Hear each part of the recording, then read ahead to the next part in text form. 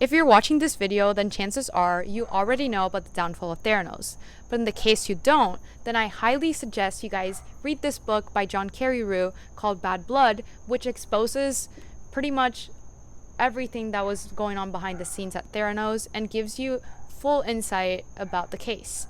I also invite you guys to do your own research, watch podcasts, and learn a lot more because the internet can give you a lot of really good resources. As an undergraduate student studying sciences, this is a topic of interest for me because I'm constantly surrounded by people who want to work in healthcare, have already worked in healthcare, or just have this overall vision and motivation to change the future and change the biomedical world. This is precisely why I saw young Elizabeth Holmes as such a relatable character for me. However, because of her powerful magnetic charisma and the immense support that she had from a lot of relatives and people in power, both financially and morally, then as I started to learn more about her, then I started to see that she really isn't like any of my colleagues or me. The fact that she had access to all sorts of biotech equipment and was taking on a role much higher than what she was qualified for as a college dropout, having no experience in the field, just makes this case a lot more crazier.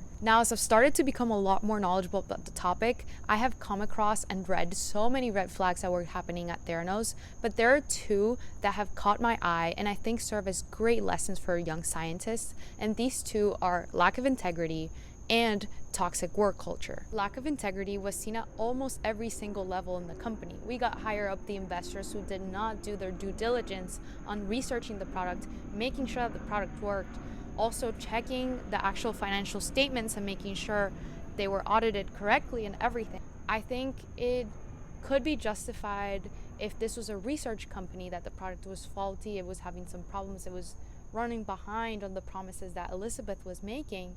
But this product was actually being delivered to patients, and patients were actually getting these results. And this is where I think, at the very least, this became extremely irresponsible. Now, integrity at the lower levels of the company was constantly being tested, as so many workers actually came up and confronted Sunny, Elizabeth, and a lot of board members about the things that they were seeing, the inconsistencies that they were seeing with the technology, and board members were telling them that it was okay to cherry pick information and overall falsify data.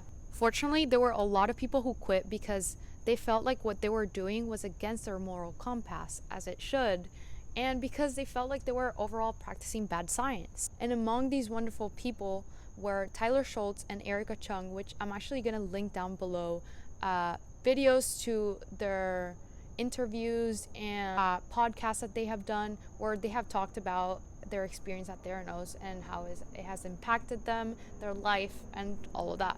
Now, this is a lot easier said than done because when you work at a company, you obviously have to believe in the product that they're putting out. However, if something feels fishy and directors of the research group are telling you that it's okay to manipulate data and falsify data, then that's exactly when you should take a step back and think about confronting them first of all, and their response would literally tell you everything that you need to know about the intentions of the actual company.